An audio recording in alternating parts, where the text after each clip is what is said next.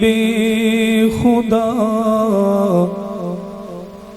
ان کی تصویر سینے میں موجود ہے۔ انتہائی واجب الاحترام قابل عزت تکریم بھائیوں، بزرگوں اور دوستوں، اللہ رب ذوالجلال کی ذات کا بہت بڑا احسان اور کرم ہے۔ اللہ نے رات کی اس پہر میں پاک مجلس میں پاک لوگوں کا تذکرہ کرنے کی توفیق عطا فرمائی۔ ہاں جی، آپ لوگوں کی ہمت ہے، بیٹھے ہوئے ہیں رات کی اس پہر میں۔ اب تو مقبولیت کا وقت شروع ہو چکا ہے، کوئی بھی دعا منہ سے نکل رہی ہے اللہ کی بارگاہ میں قبول ہو رہی ہے۔ سبحان اللہ، الحمدللہ، اللہ اکبر، یہ الفاظ اللہ کا ذکر ہے جو آپ کر رہے ہیں، اللہ کی بارگاہ میں قبول ہو رہا ہے۔ اس کی برکت سے گاؤں پر آنے والی کتنی آفات، مصیبتیں، تکلیفیں اللہ اپنے پیارے نام کی برکت سے ان کو ختم فرما دیتا ہے۔ میرے بھائی مولانا محمد عمر نعمان چشتی صاحب نے تذکرہ کیا خوبصورت انداز میں حضور کا اور حضور صلی اللہ علیہ وسلم کے صحابہ کا۔ اللہ نے نبی بھی پاک دیا اور جماعت جو دی اللہ نے اس کو وہ بھی پاکیزہ عطا فرمائی۔ نبی بھی پاک، اس کے صحابہ بھی پاک۔ چھوٹی سی کوئی غلطی صحابہ سے ہو جاتی تو رو رو کر اللہ کو اسی وقت منا لیا کرتے تھے۔ انہیں چین نہیں آتا تھا، انہیں سکون نہیں آتا تھا جب تک اللہ تعالیٰ سے وہ کال نہ ملا لے۔ اپنی بات کس سے کرتے تھے؟ اللہ سے کرتے تھے۔ مانگتے کس سے تھے؟ اللہ سے مانگتے تھے۔ روتے کس سے تھے؟ اللہ کے سامنے روتے تھے۔ نبی کی جماعت اللہ نے اتنی پاکیزہ بنائی۔ ہاں، ان کے درجات مختلف ہیں۔ عشرہ مبشرہ جیسے صحابہ دوسرے صحابہ نہیں، جو سابقین ہیں وہ آخرین نہیں ہیں۔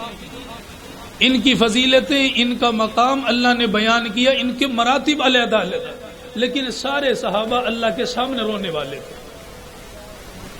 سارے صحابہ اللہ سے مانگنے والے تھے۔ میں صرف ایک ہی بات کروں گا، اسی پر ختم کر دوں گا۔ یہ رات کا وقت ہے، اسی کے مطابق میں گفتگو کروں گا۔ کوئی بھی خطا ہوئی، کوئی بھی لغزش ہو گئی تو اسی وقت اللہ سے رو کر معافی مانگ لی۔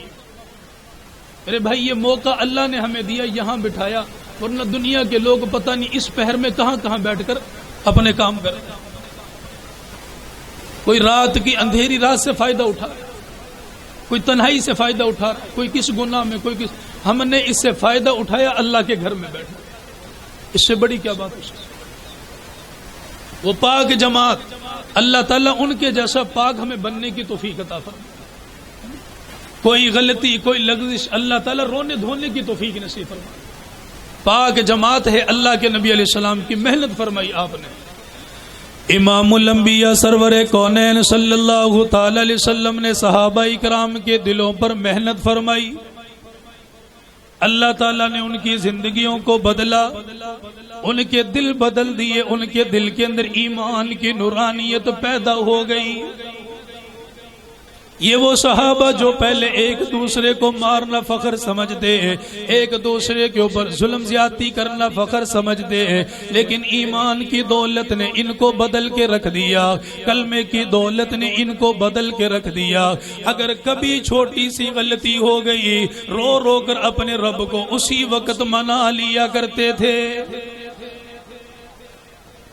سرکار مدینہ صلی اللہ تعالی علیہ وسلم تشریف فرما، آپ کے پاس ایک عورت آئی اور وہ آ کر اللہ کے نبی علیہ السلام کے قدموں میں بیٹھ گئی، عرض کرنے لگی، یا رسول اللہ، یہ چھوٹا سا میں نے بچہ اٹھایا ہوا، اس بچے کے ساتھ مجھے بڑا پیار ہے، مجھے بڑی محبت ہے۔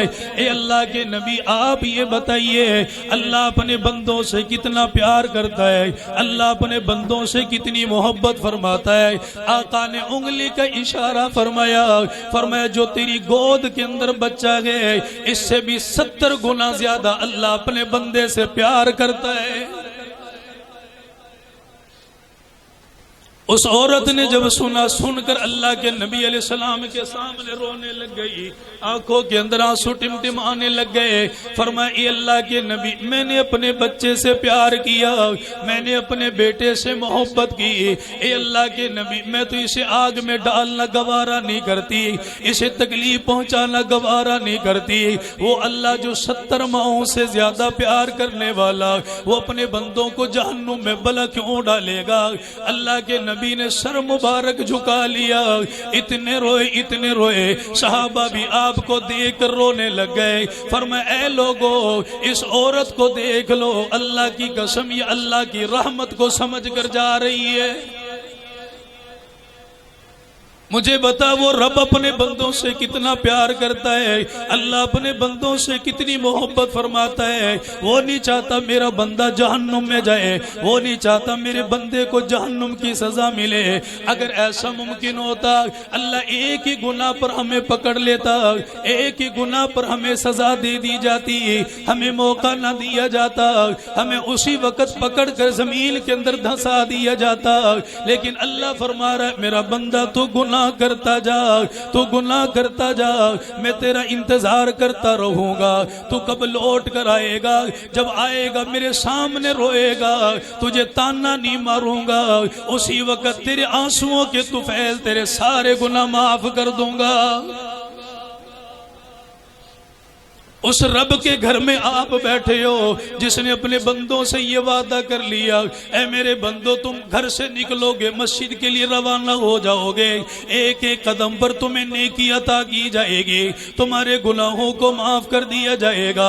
اس رب کے گھر میں بیٹھے ہو، جب وضو کرنے کے لیے بیٹھے وہ پھر کہہ رہا جا میرا بندہ میں نے تیرے گناہ معاف کر دیے۔ تم اس کے گھر میں بیٹھے ہو، جب اس کے گھر میں آ کر بیٹھ گئے، نماز پڑھنے کا طریقہ معلوم کوئی نہیں، نماز پڑھنے کا سلیقہ معلوم کوئی نہیں پتا رکوع کے اندر کیا پڑھنا ہے، سجدے میں قیام میں کیا پڑھنا ہے۔ اللہ کا بندہ عاجزی کے ساتھ بیٹھا ہوا ہے۔ فرمایا یہ بیٹھنا بھی اللہ کو اتنا پسند آیا، جتنی دیر بیٹھا رہے گا اللہ تعالیٰ برابر نماز پڑھنے کا اجر و ثواب عطا فرمائے گا۔ پاک پیغمبر کے صحابہ کی پاک جماعت ہے۔ اللہ کے نبی نے ایک صحابی کو بلا لیا، اس صحابی کا نام عبد الرحمن سالبہ بن عبد الرحمن ہے۔ اللہ کے نبی نے فرمایا مدینے کی فلانی گلی میں چلے جاؤ، فلانا کام ہے۔ صحابی اپنے گھر سے روانہ ہو گیا، مدینے کی گلیوں کے اندر سے نکلنے لگا، ایک دروازہ کھلا ہوا ہے، صحابی کی نگاہ پڑ گئی، سامنے عورت بیٹھی ہے جس نے اپنے بالوں کو کھولا ہوا ہے۔ صحابی کی نظر پڑی، رونے لگ گیا۔ اسی وقت وہ اللہ کے نبی علیہ السلام کی محبت میں تڑپنے لگ گیا، اللہ کو پکارنے لگ گیا الہی یہ آنکھیں عطا فرمائی تیرے نبی کے دیدار کے لیے، یہ آنکھیں ملی اس نبی کی زیارت کے لیے، یا اللہ میں نے ان آنکھوں کو گندا کر لیا۔ اسی حال میں باہر نکل کے چلے گئے، 40 دن ہو گئے، پیغمبر کو چہرہ دکھانا گوارا نہیں فرمایا۔ 40 دن گزرنے کے بعد اللہ کے نبی نے سلمان فارسی کو بلایا، حضرت علی کو بلایا، اللہ کے نبی نے فرمایا مدینے کی فلانی گلی میں چلے جاؤ، فلانا کام ہے۔ صحابی اپنے گھر سے روانہ ہو گیا، مدینے کی گلیوں کے اندر سے نکلنے لگا، ایک دروازہ کھلا ہوا ہے، صحابی کی نگاہ پڑ گئی، سامنے عورت بیٹھی ہے، صحابی کی نظر پڑی، رونے لگ گیا۔ اللہ کو پکارنے لگ گیا الہی یہ آنکھیں عطا فرما۔ 40 دن گزرنے کے بعد اللہ کے نبی نے سلمان فارسی کو بلایا، حضرت علی کو بلایا، اللہ کے نبی نے فرمایا وہ مجھ سے بڑا پیار کرنے والا، بڑی محبت کرنے والا تھا، جاؤ اسے تلاش کر کے لاؤ، وہ کہاں پہ چلا گیا؟